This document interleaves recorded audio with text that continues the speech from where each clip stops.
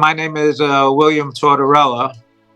I had a near-death experience in 1994 while I was out in Tucson, Arizona doing a trade show. It's a show that I already have done for many years, and it's actually the biggest gem and mineral show in the world. But they also sell jewelry there. My business was actually sterling silver and watches. But like I said, I've been doing this for years, and the whole city of Tucson, Arizona, in February becomes this gem show. They actually have the convention center filled. They have every ballroom in every hotel filled with vendors from all over the world, and a lot of vendors even working out of their hotel rooms. So it's a massive show, and people come from everywhere. Europe, all over the United States, Canada, Africa, Asia, everywhere in the world. Every year there's usually something going on. You know, it's also flu season and cold season in February. But this year was a little different. There was a drastic virus going on, and it just got worse and worse. People were getting deathly ill by the third day into the show. I was fine up until the third day. Then, and the fourth day, when I woke up, I could hardly breathe. My throat was all swollen. Wound up having a terribly high fever. And I was trying to work during this. But actually, the day before, the lady in the booth across from me, she actually collapsed and just went down. So I was feeling very bad by about noontime, and I said, I have to get, to the hospital. So I was having trouble breathing at the time. It got that bad. And nobody knew what the virus was at that time. So I went to the hospital. It was very, very busy. The waiting room was all filled with people. This thing must have been spreading around like a bad flu virus type of thing. And they asked some of us, we want to go to medical centers. So I wound up going to a medical center because I could be treated faster. So I went to the medical center in the early afternoon, and they put me on oxygen right away because they said my oxygen levels were low. And then they hooked me up with IV antibiotic because I was telling them, what I actually had. My throat was sore, swollen, and, there was pockets in my throat. It didn't look good. And they put me the IV antibiotic for a while. They changed the IV bag, I think, 2 or 3 times while I was there. Then after my oxygen levels came back up to sort of a normal level, they gave me antibiotics now in a pill form, told me to take them with me back, and they also gave me an inhaler, to help me breathe. And they told me, tomorrow morning, if you feel the same way, they said, get yourself to the hospital. So I went back to my hotel room, and I was racked in pain, and I was sweating from the fever. It was a bad night before I fell asleep. Then when I finally fell asleep, it wound up being a night of light and love. I actually stopped breathing. I remember actually how I left my body. And I remember, nowadays, people like Buddhists tell me and things, the pituitary gland in your head. I thought I saw myself leaving my body through my eyes. That's how clear and profound this NDE is, I'm about to tell you. I actually saw myself leaving my body. I heard myself basically take my last breath. And now I'm floating above my body in this beautiful, gorgeous, fluorescent green mist. It was magnificent. It was magnified so many times. The color was the color of life. That's how I could put it. And I remember hovering over the bed, looking down at this cumbersome body. Now, at first when I left my body, I realized it was mine. But now, this was something new was happening to me. I was feeling wonderful. I was feeling embraced. I felt a lightness that I've never felt before. And at that time, I actually started feeling a love come into me. And now I'm not recognizing myself other than that's a body on the bed. And I understand from the other side, they've explained to me that the spirit waits around the body to make sure there's no life left in the body. So at that moment, and I was hovering for a little while, at that moment, the brightness came from behind me. I could actually see the brightness come in like a beam of light on both sides. And I don't remember turning, but I turned instantly and I was drawn into this beautiful gateway, this beautiful tunnel of magnificent light. And now I'm in the tunnel and I'm moving. And I'm starting to move faster and faster. And I feel nothing but love and embrace. And this love is getting stronger and stronger and stronger. And the tunnel is made up of these beautiful colors. The colors were going by me and through me, and it was magnificent. It was absolutely magnificent. All I felt and was, I was part of that light itself. And I am moving it. To tell you how it felt, it actually felt, I know I said the speed of light, but that's the only way I could explain it. It felt like I was moving at the speed of light and I was part of the light itself. The light and colors were going by me and through me. And I remember my arrival, which I'll call heaven. And oh my gosh, at this point, I will never forget. I said, I'm home. I'm finally home. Thank God I'm home. And at that time, there were family and friends. I was in this big illuminated area. It was beautiful. They came for a greeting. And that part was beautiful. But I remember a beautiful spirit approaching me. And I turned to it and she said, yes, Bill, you're home. You're home in the light of our Lord. And she explained who she was. She said, my name is Antonia, and I am one of your guardians. I was with you on your way home. I said to her, you were with me? I didn't even realize anybody was with me at the time. I was moving so fast and just feeling this amazing love. It was wonderful. And she says, yes, I'm the one that was responsible for bringing you to your body and taking you home. And she said to me, these are your family and friends. I said, I know, I could feel them. And when she said, I'm in the light of our Lord, I said, I could feel him. I could feel Jesus. It was beautiful. I mean, this feeling of love was so different. The feeling of love was compounded. I can't explain it here because we're in the human form. But when we're in spirit form and you are light and love, it's a totally different kind of love. It's, if you take the most thing you've ever loved in your life and expand on that, I could say 1,000 times. Unbelievable. And then she says, you have a second and a third guide.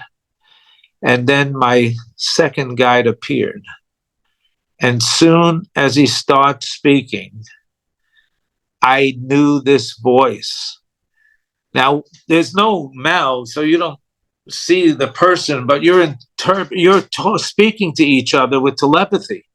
I heard his voice in my head. It was my brother Peter's that died when I was a young boy. I was about 14 years old when my brother Peter died. He was 15, 16, almost 16 years older than me. He was 30 when he passed away from a cancer. But he said to me, yes, Billy, this is Peter. And I was just ecstatic. This is when I start realizing about my own life again. And where I remembered my own life back on Earth was when he, at that moment, said to me, it's time for your life review. So we just moved to another beautiful illuminated area. magnificent columns of beautiful crystal, just gorgeous. And he said, your life review is going to start shortly. I said, I remember asking what a life review is. Well, your life review, so your audience knows, is they show you up there all the wrong you've ever done in your life, all the right you've ever done. And it's just magnificent how it happens. Because at this moment, once it started, we were back in full body form. Now, Peter was standing alongside me. I was in my body, and he looked younger than I did at the time. He looked like he did at his age, 30, when he died. And I said, Peter, I remember saying, Peter, what am I to do? Something on those lines. And he said, Bill, just pay attention now. And I remember them showing me clips of my life from when I was a little boy. Now they're showing me things that I might not have done that was so good in my lifetime. I never did anything crazy wrong in my lifetime, but all kids go through teenage things and do, little bad things here or there, but nothing extremely bad. But one thing that I could say was very wrong that I did is my first marriage. I left my wife and son when my son was only 2 years old. And this time I felt and became their pain. I remember feeling this pain. It was so agonizing. It was horrible. I mean, they showed me things prior to this already. Like, by mistake, I used to be into karate for years, and I was playing with my friends, and I hurt a friend real bad. But I hurt him in front of people, and not meaning to do it. It just happened because I had 3 friends of mine attacking me at the same time. And I felt his emotion. And that's how strong this life review was. This was incredible. But they went on and on to show me things, going on through my whole lifetime. And it got to a point where I said, I can't take this anymore. Please, I'm sorry. Forgive me. Please, I'm sorry. And then they say, now, then I hear a voice that said, now we show him the good side. And it started again. Now it started different. It started when I was a kid, and I wasn't well-to-do. Our family was not well-to-do, but we were comfortable. My mother owned a bar and grill across the street from a baseball field called Ebbets Field in Brooklyn, New York, where the Brooklyn Dodgers played, not the Los Angeles Dodgers. They used to play in Brooklyn in the 30s, 40s, and 50s. And that's when she owned the bar in the 60s. They left to go out to Los Angeles in 1957 or 1958. But now they're showing me things like when my mom gave me some money, I shared it with all my friends. I brought my friends to the movies. I paid for their popcorn and soda. And from when I was a young child, I was never selfish. I never believed myself to be selfish. I've done good things in my life as far as helping people. But the most important part of this life review at the time when I got to be, I'm an artist, and I used to work in an advertising agency in New York, but then I moved to Florida this is when I was still very young.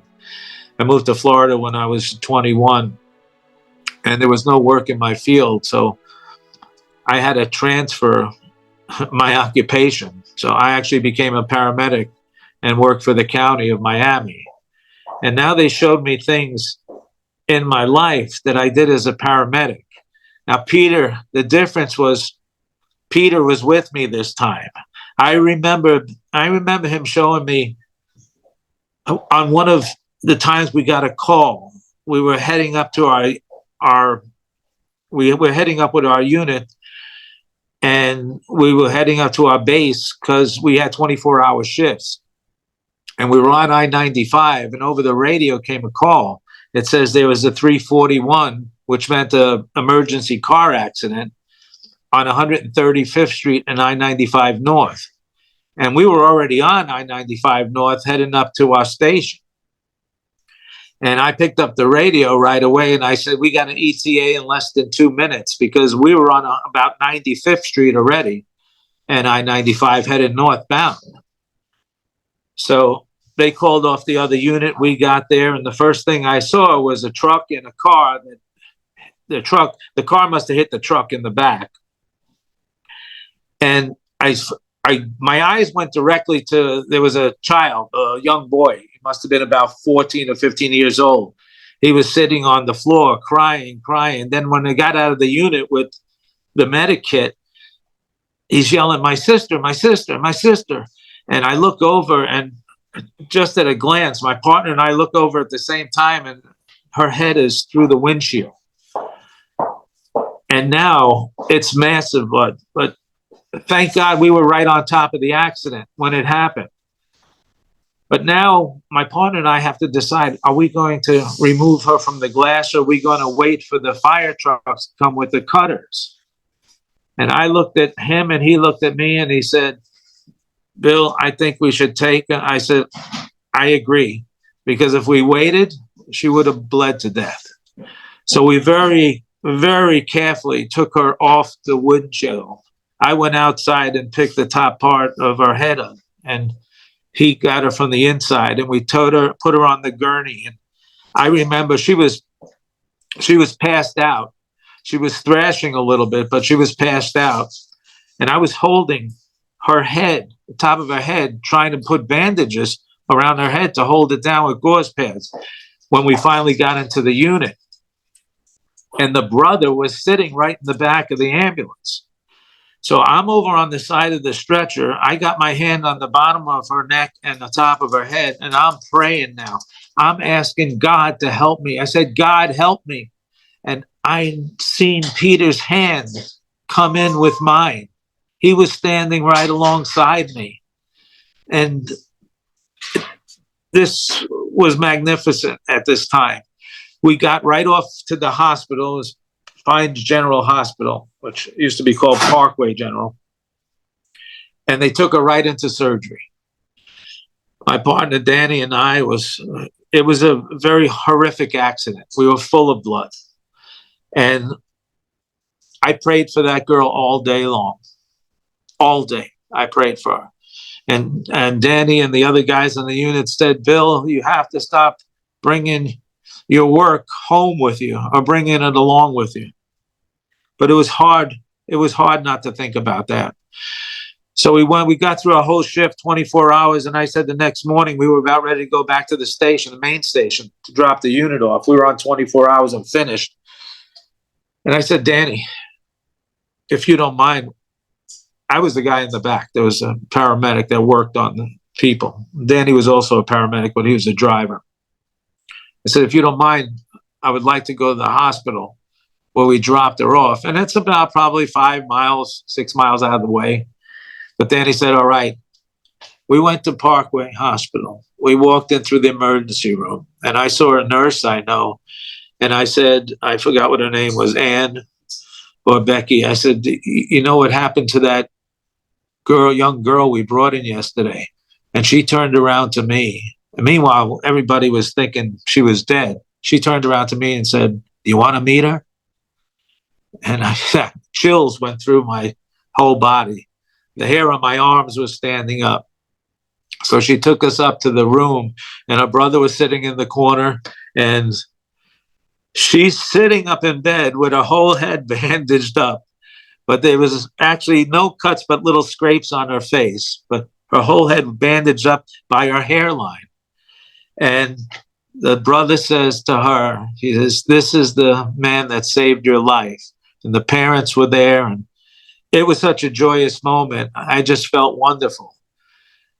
And these are the kinds of things that they showed me in my life review, the good things. And more and more and more went on of the good things, because there were so many things that I've done through the years when I was a paramedic. So I won't, keep you with all that information because it's long. But, and I hear a voice, the good outweighs the bad. And the whole grayness drops, and we're back in our spirit form again. So it's me, Peter, and Antonia. And Antonia said, or Peter said, I forgot which one, but they said, your third guardian is the person that gives you knowledge and wisdom throughout your life. He's that, I always explained it like the little person on the side speaking into your ear. That whisper in your ear is a path to the right gateway to go through. So that's what we talk about, intuition. And they announced Oron, my third guardian, and he came. He was magnificently glowing beam of light. At this moment, I looked down at myself, and I turned from this misty green, beautiful mist to this magnificent beam of light. It was unbelievable. And he started explaining things to me, but he said we were going to rise to another level now. And he said to me, Bill, we're going to the Hall of Events. I didn't know what that was. I had no control over the situation. And Peter and Oren and I went to the Hall of Events.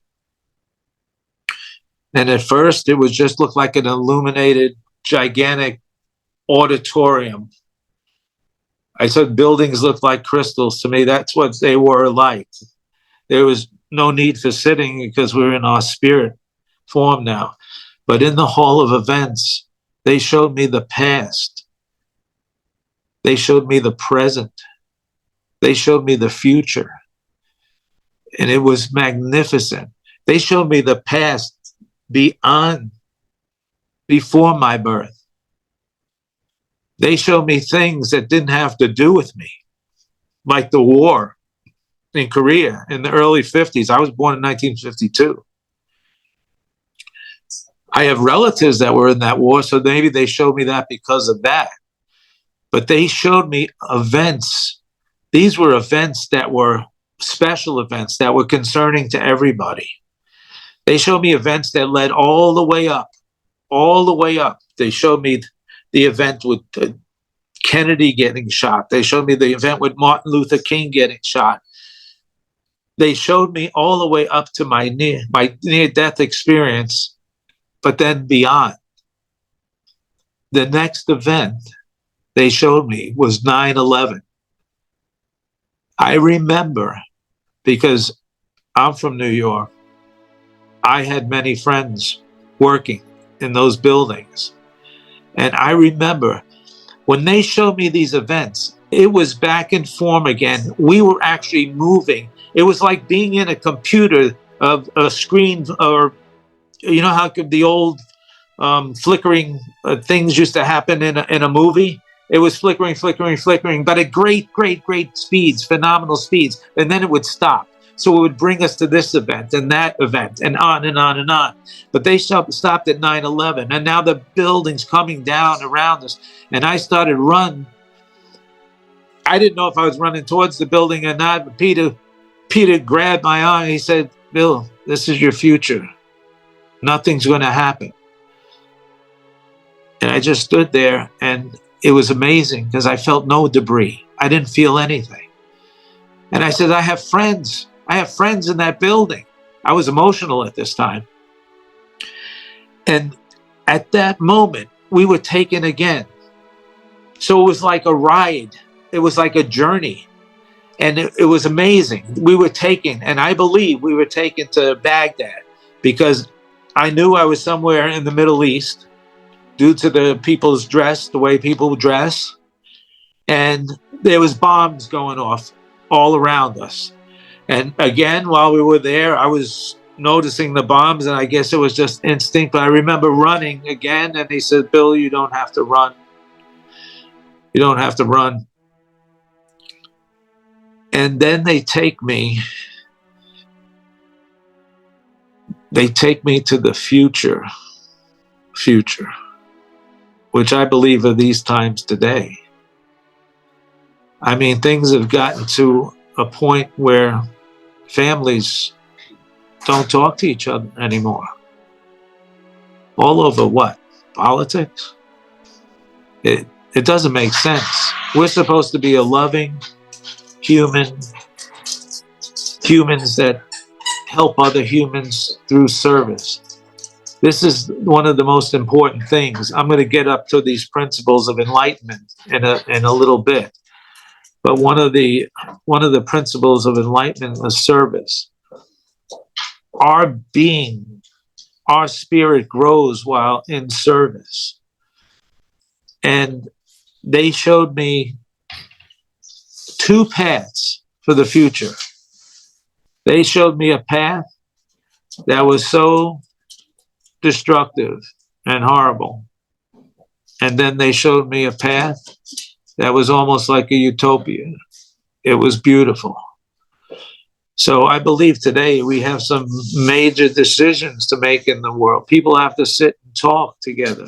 People have to think about maybe feeding people in the world that are hungry instead of these whatever is going on at the time, wars or anything else. It's very, very, very important because we don't want to wind up as a society, and this is all around the world going on. I mean, we don't want to end up as a society that's living like in the Mad Max days. We want to live on the other side where it's utopia, where people do and help and work and love and pass good on to others. We don't have to be in a place where we have to fight for clean water and food. You know, it could get to a point where people take and take and take and take and take from this earth, but they don't replace and replace and replace what they take. So it could get to a point that gets so bad, our nourishment comes from Mother Earth's veins, her rivers. Her nostrils are our oxygen that we breathe.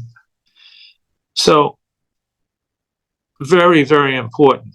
If I could get anything across with my new book, it's for people to come together somehow, some way. But it's so important to have that and to feel that. Now, what happened at this point at the Hall of Events? Then it just everything would just disappear at one time. And then we were moving on again. So we're past the Hall of Events now. They bring me up to a final plateau. And these beautiful, magnificent, knowledgeable angels are all around me.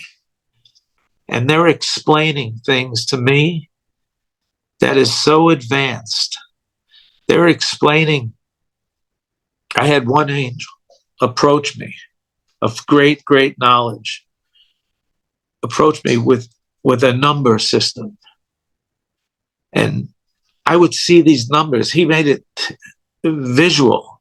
It was like floating crystals floating down that would light. And the beautiful number sequences. He said these numbers are extremely important.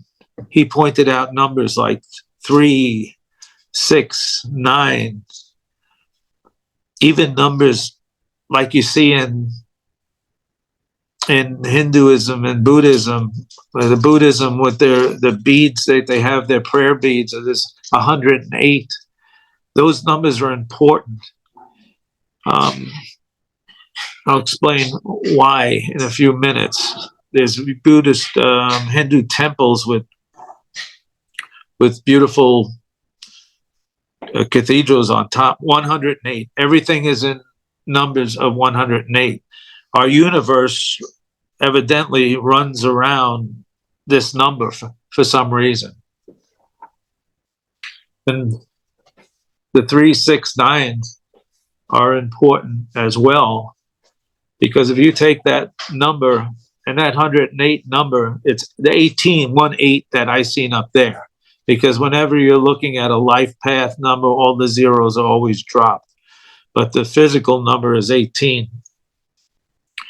If you take the 108, you divide it by 6, you have the number 18. So these are numbers that's been around for tens of thousands of years. Our universe is based on principle of numbers and music. This 108 is so important that, like I said, if you divide it by 6, the number is 18. 3 times 6 is 18. Well, Nikola Tesla had those numbers too. But these are the numbers of the universe. These are angel numbers. They've been around for years and years and years. So you divide the 108 by 6, it's 18. 3 times 6 is 18. 3 plus 6 is 9. 18 divided by 2 is 9. 9 take away 3 is 6. The 369 fit everything. Now, what's important about the 108 is that that's the actual distance from our moon to our Earth. When you take the diameter of the moon and divide it by the distance to the Earth, it's 108. If you take the diameter of the Earth and divide it by the distance to the sun, the 93 point some odd million miles, it's 108. So there's something to these numbers. And I believe that's how the 3, 6, and 9 relates to that. But now let me get to the important parts. The important parts from these great master spirit angels were 9 principles of enlightenment. These 9 principles, if followed, can change our world forever. There's principles of service. There's principles of intuition. There's principles of choices. These principles are simplistic. They're simple. It's 9 very important principles, which I call the laws of the universe. The first principle is one should not ever take another's life. The reasoning why is a little different than what we might be thinking. Of course, it's the wrong thing to do, and it doesn't work in the spirit world. It just doesn't happen. But the principle of taking someone's life is extremely important. And it's just as important never to take your own life. Because you have to live your life out for as long as you possibly can. You have to take as many of the lessons you can learn on a daily basis and use them. But the principle of taking someone's life, you don't know what that person's grandson or granddaughter might have been able to achieve. They could have been someone that had the cure for cancer. And it's the number one principle and law of enlightenment is not to take a life. That's one. Intuition. Your intuition is probably, I'd say, the most important principle to follow while you're alive. If we listen to our intuition, I tell you, we always have someone speaking to us on our shoulder. And if you have bad feeling about something, to take heed of that feeling. Understand it might be a message from your guardians. I remember being taken once. My ex-wife and I were taken, physically taken, while we were on a business trip to Thailand. I did what I was supposed to do when I landed at the airport. I used to do trade shows all over the country, and I used to go all around the world and buy inventory. But that's why it's so important that we listen to our intuitions, because these are messages from our guides. Our guides are with us throughout our lifetime. And it's just one of the principles that's extremely important. Then there's principles of love, principles of choices. There's principles of lessons. And it's just wonderful. I do explain it in my book. And at this moment, after they explain the whole 9 principles to me, I want to tell you about the 9th principle. The 9th level of enlightenment is the understanding of all 9 principles. But the 9th principle itself is about Mother Earth. And that's what we were talking about before. If we keep taking and taking and taking and not replacing, I believe in when you knock down forests to replace them. Things like this. We need the oxygen, we need the water. We can't keep polluting our world. And we have to take care of people that are in need. So we should be doing humanitarian things. We should give of our love. Our love should be a major mission here. So after all the principles were explained to me, this beautiful, beautiful spirit, glowing, beautiful spirit, said to me that I must return. Well, in the number sequence, I have to go back there for this 1 minute. In the number sequence, they explain my alert system in my number sequence. This number 66, this was my alert system. This is when the angels were trying to get in touch with me. And I would see these, that's a number that I already was used to my whole lifetime. I had some days where the number 66 would pop up right in front of me with everything. I'd look up all of a sudden, I'm at exit 66 while I'm driving. I look down at my watch, it's 6 past 6. I look at a billboard and it says 66 on it. And they explained to me that was my alert system. And I had to pay very close attention to that, because good or bad, something big or unusual was going to happen. It didn't necessarily mean bad. Some major, beautiful events with 66. So let's go back to the end again here. This young, beautiful spirit approaches me. And she says, you have the knowledge of the 9 principles of enlightenment. You must return. I said, I remember practically fighting. I didn't want to go. I had so much love. All I felt and was over on the other side was love. It was a feeling that can't be explained in this body that I'm in now. The love is so overwhelming. You don't want to leave that once you're there. And she said, you must return. And I was begging and pleading, I want to stay. I want to stay. Please don't send me back. She said for the 3rd time, Dad, you must return. I was still begging. The dad thing went over my head. I didn't even really recognize it at the time. She said, I am 6 of 6. You must return. That was the last. Then I'm in this vortex being pulled back. It wasn't as comfortable as going. It was pulling me back at great speeds, and I'm floating like a rag doll.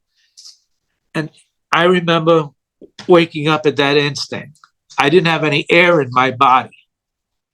So I went like that. I couldn't breathe. The only thing that moved in my whole body was my throat at the time. And I was just trying to get some air into my body. After about 10 minutes went by, I finally get tingles in my arms and my legs. And now I reach over to grab the phone. I think I dialed 0. I don't think it was 911. I think I dialed 0 at the hotel. And they picked it up. I said, I need to go to the hospital.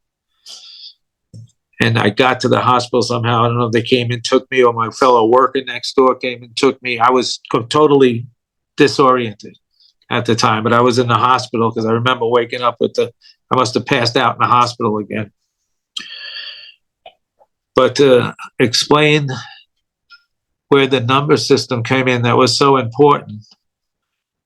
Years had passed by. And in 2000, June, the 6th month of the 6th day, my daughter was born. 66. That's a number that will be ingrained in my life forever. She was born on June the 6th of the year 2000, 6 years later.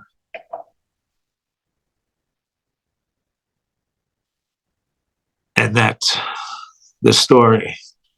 One more point is very important.